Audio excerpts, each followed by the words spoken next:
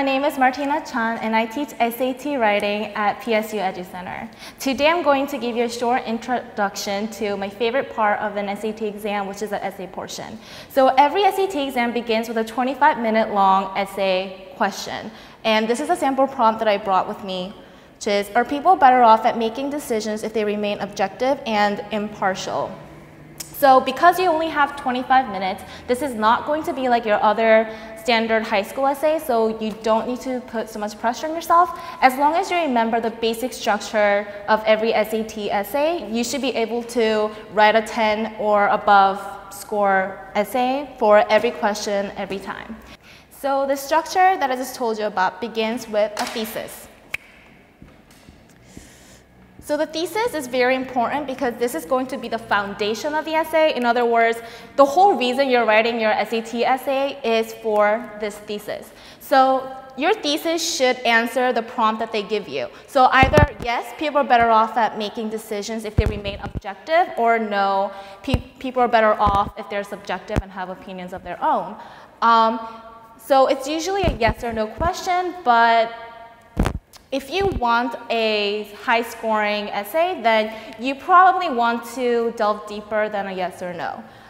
So thesis is very important. So going beyond that, thesis is just the first part, but you also need meat on the bones, right? The thesis is the bones, and examples will be the meat to support your whole essay. And you want a very full essay, so examples are also very important. Now, for both the thesis and the examples, you want to keep it simple, relevant, and specific. You don't want to put extraneous information that has nothing to do with the essay prompt or your argument, so keep it simple. And relevant is, it goes more for your examples, because oftentimes students put examples that it kind of has to do with the topic, but it doesn't really support your thesis, so it's very irrelevant, and you don't want that, so always stay relevant.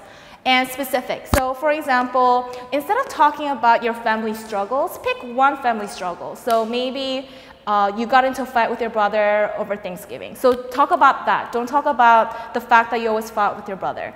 Because the more specific it is, the more powerful your support will be, and the more you'll be able to relate it to your reader, your SAT reader who will give you the score. So next, I'm going to give you the 3 general pools where you can pick your examples from. First, like I said, personal story, fight with your brother over Thanksgiving, or from literature. So you can talk about maybe The Great Gatsby, or the fact that American Dream is overrated, or something like that from literature. Or history, maybe you can talk about the World War II.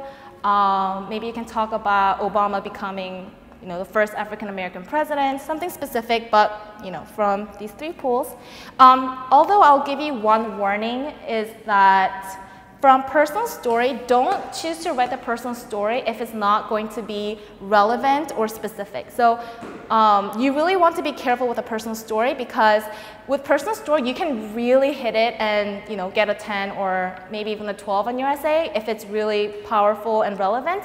But if it's just going to be, very general and not as specific, then it's really bad. So just be careful with the personal story.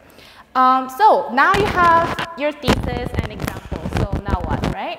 So you want to begin with a general funnel kind of structure. You start with more broad idea of where your essay is going, and then go down. So basically, your examples that I told you to be specific with will be at the bottom, right? So like a funnel structure.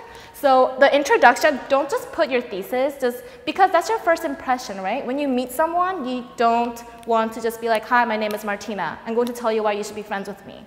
Okay, so the introduction of your essay is going to be the first impression of your entire essay, so it's very important. And it is basically what your SAT reader will first read, so just keep that in mind, and don't be too simple. Don't just put the thesis in there, and make sure it seems like you have thought about this and this is your argument. So for example, what I tend to do with the introduction is provide in the very first sentence the opposite argument of your thesis. So let's say you're trying to argue that, yeah, being objective is really important. Then say, well, some may say that being subjective helps you to make decisions. Well, I beg to differ. Or, you know, just so that it seems more well-rounded and it gives the reader the impression that you've thought about both sides. Because, like I said, it's a 25-minute essay, so you're not going to have time to, you know, argue that the other side is wrong. So doing that in the introduction will make it smoother and give a good impression. So that's the introduction. And then, like I said, go from general to more specific, and you will give your examples in the next paragraphs. And now for my structure, I like to keep it simple and make it a 4-paragraph essay. So the first paragraph will be the introduction, where your thesis will be, and then second and third will be your 2 examples. So you can pick from any of the 3 pools that I just talked about, and you want to make it 1 paragraph, and make sure that you're not just giving like a random example and not connected to your thesis. Always remember to stay relevant.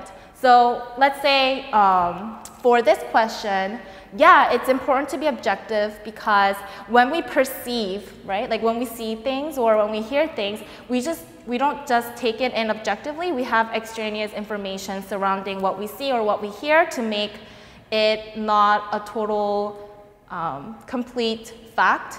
So, you know, maybe you can say that and say it's important because people are better off when we see things clearly and we don't have the extraneous information clouding what we see.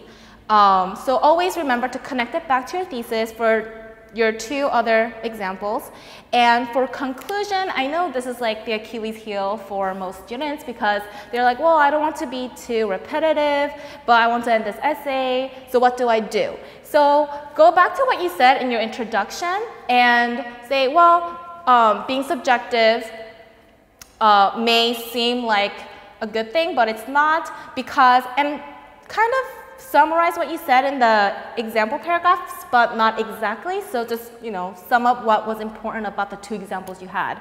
So let's say you talked about your brother, the fight with your brother. Maybe you can say being objective would have helped me in my family matters and, you know, allowed me to be wiser. So something like that. Just don't say exactly what you said in the previous paragraphs, but just wrap it up, like why you said it. So yeah, so that's basically it. I gave you what you should always keep in mind, simple, relevant, specific. Example pools where you can get your examples from, what you should watch out for, and basically the 4-paragraph structure. So this is not going to be easy when you first try, but once you keep practicing and develop more skills, it's going to be easy. Even though every SAT question gives you different question, you'll soon realize that it's very predictable and you can always use a structure for every question and you're going to have a very reliable score. So yeah, that was my short introduction. I hope you join me this June and good luck.